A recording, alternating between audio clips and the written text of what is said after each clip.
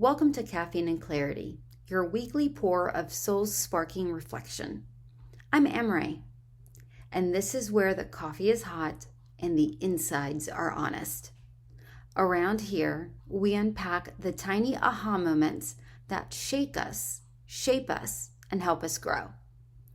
Then we give them space to percolate. So grab your favorite mug, settle in, and let's make sense of the mess, one story at a time.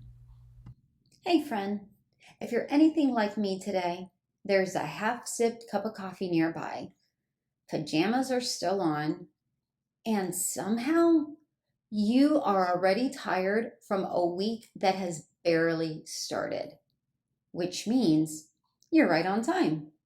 Welcome back to Caffeine and Clarity, the little corner of the internet where we sip slow, think deep, and give ourselves a little space to just be. Today, I want to tell you about one sentence that made me laugh and then made me rethink the way I hold on to people, habits, and help. It started with a little joke. It ended with a quiet, necessary letting go. Take a breath with me. Inhale and exhale. Let's get into it. So, I had this conversation the other day with a friend. The kind that ping-pongs between life and jokes and then suddenly lands hard. We were swapping stories, work, relationships, that one barista who always remembers your order but can never remember your name.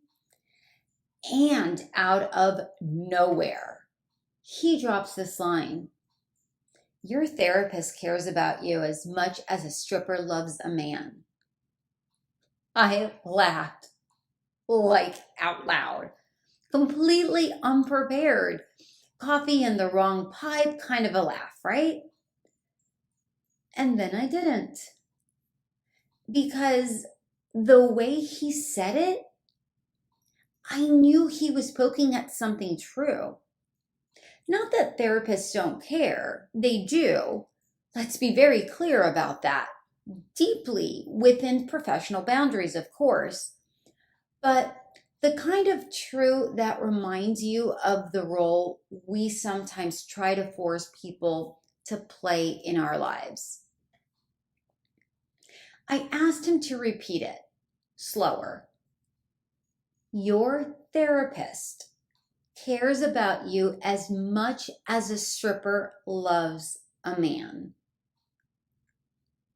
It landed in my chest like a pebble on a still lake.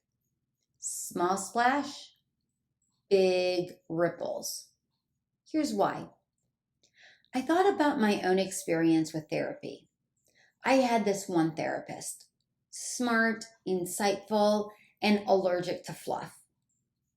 She asked questions that cracked open doors I didn't even know were there. One day, after a season of steady work, she looked at me and said, "You're doing the work. I don't think you need me anymore. But if something new comes up, check in." I loved that. No keeping me hooked, no scarcity, a clean, generous release. Then I remembered a guy I dated briefly who told me, kind of proudly, that he'd been seeing the same therapist for over 10 years.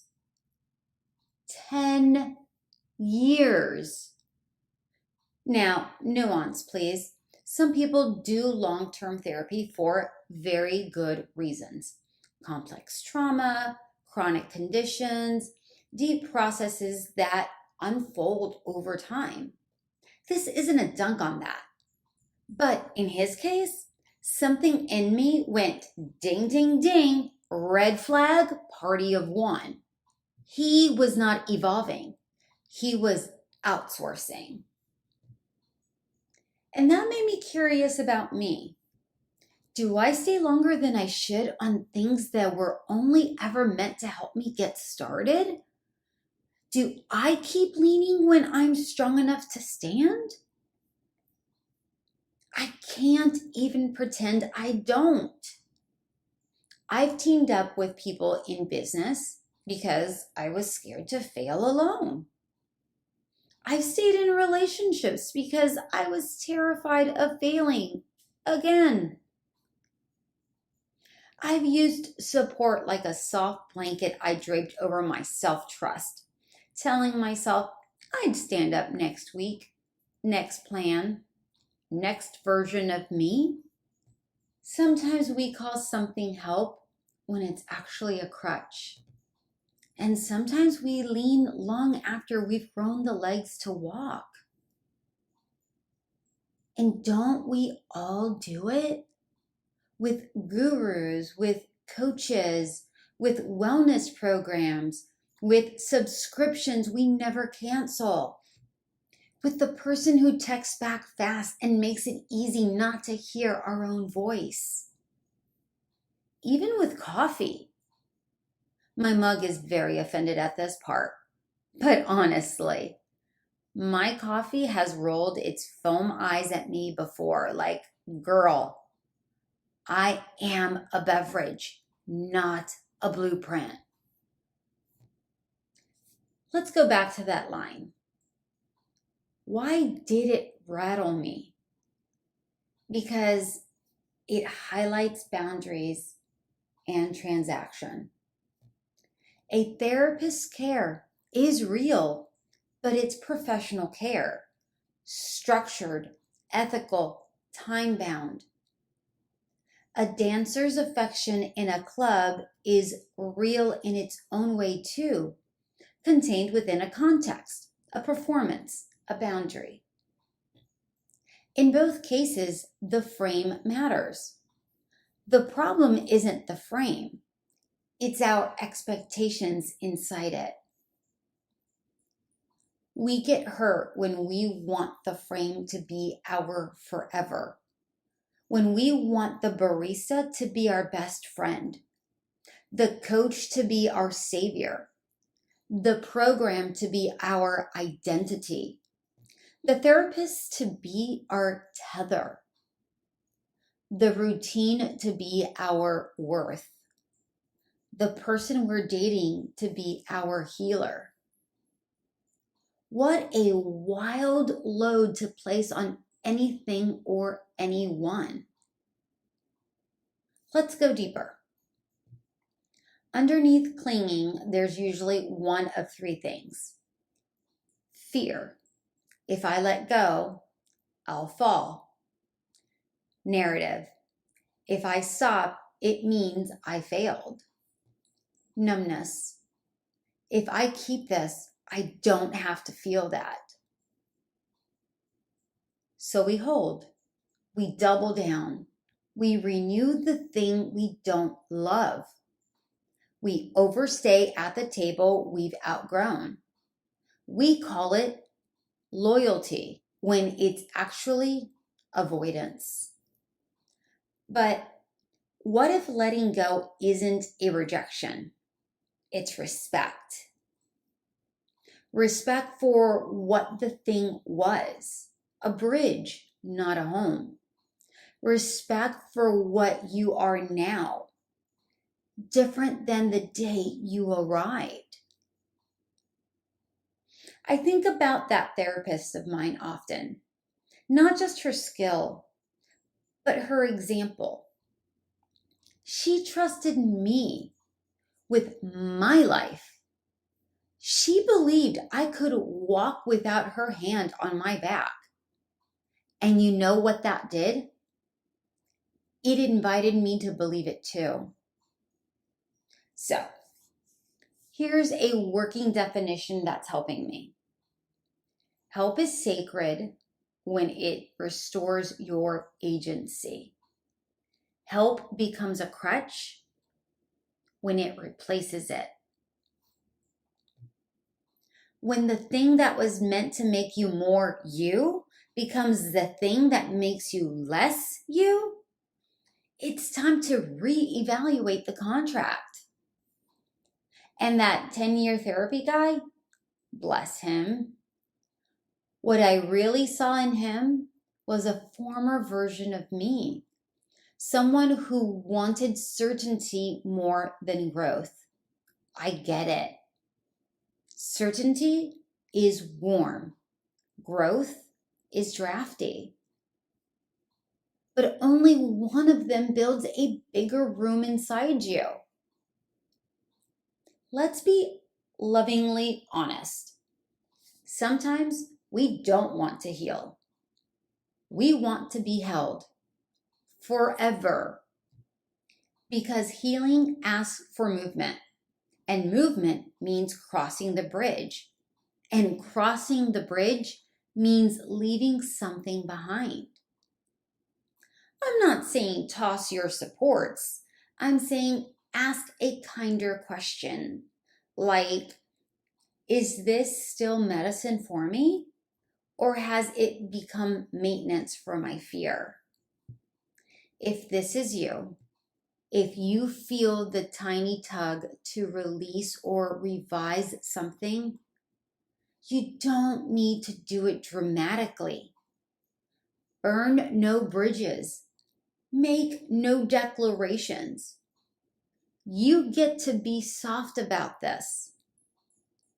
Try this little practice. I call it the let go audit. Make 3 columns on a sheet of paper. Name them lifelines, training wheels, and anchors.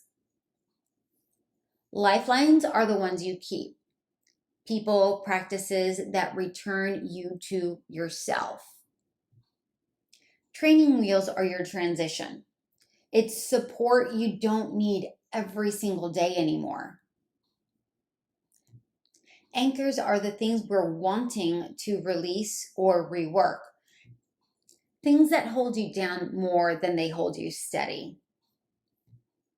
Then pick one tiny shift in the training wheels or anchors column. Not 10, not 3, just 1. So for example, pause one recurring session for a month and see how you self-resource. Change a daily scroll into a daily stretch. Switch text them first to text myself first with a quick check-in. What do I actually need right now? Move a support from weekly to bi-weekly and fill the gap with a solo walk or a journal page. And this part is important. Bless what you're letting go of. Thank it for the season it served. You got me across. I couldn't have done it without you. And now I'll keep going.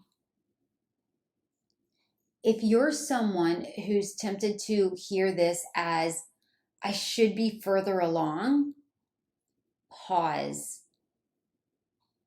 You are not behind. I'm going to repeat that. You are not behind. You are becoming. The road is not linear. It's seasonal. Some seasons are for scaffolding.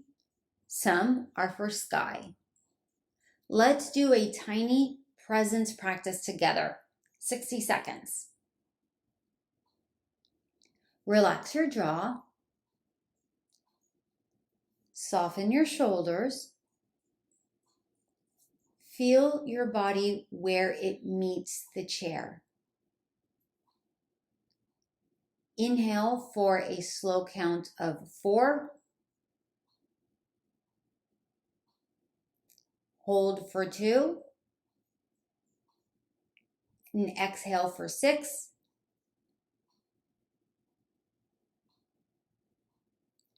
Whisper out loud if you can. If not, in your head is fine. I can hold myself. I can ask for help. I can know when to release. Notice one sensation that tells you you're here. The warmth of your mug, the hum of the room, the rhythm of your breath. That little practice, that's you choosing agency in real time. Not either or, help or independence, but both and, supported and sovereign. So if you've been crying in the parking lots lately, or renewing something you don't even want, or paying for the privilege of avoiding your own wisdom, hey, same. Maybe your tears aren't weakness. Maybe they're wisdom rising. Maybe that tug in your chest isn't anxiety. Maybe it's your life asking for a little more room. So ask yourself, what am I still leaning on? And am I ready to let it go? Revise it or bless it for what it was. Use this as a mantra. Help that restores me, I keep. Help that replaces me, I release. And remember, choose one training wheel to loosen this week. Only one, no more. Thanks for being here. I'm glad we got to sit with this together. If this stirred something in you, pour yourself another cup and send this to someone who might need a loving nudge too. Remember, you're not broken. You're growing. So be gentle with yourself. Clarity comes one cup at a time. Until next time, breathe deep, sip slowly, and keep listening in. Thanks for spending a little time with me here on Caffeine and Clarity. If something stirred you today, let it sit. Let it steep. Clarity has a way of rising when we slow down. Until next time, keep sipping, keep feeling, and keep showing up for your own becoming. I'll see you next week.